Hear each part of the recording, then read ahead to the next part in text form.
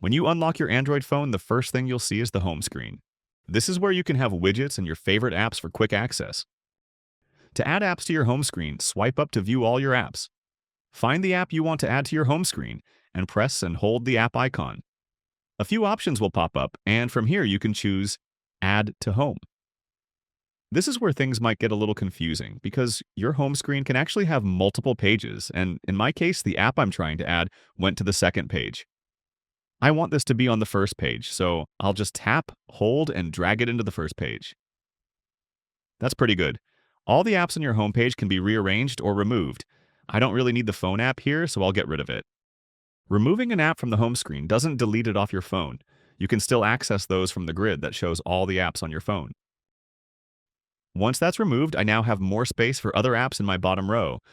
By default, my phone had 4 apps here, but it can actually fit up to 5 apps on the bottom. The bottom apps are always visible regardless of which page of your home screen you're looking at. And that's how you add apps to your home screen. Leave a comment if you have any questions, and subscribe for more quick guides like this.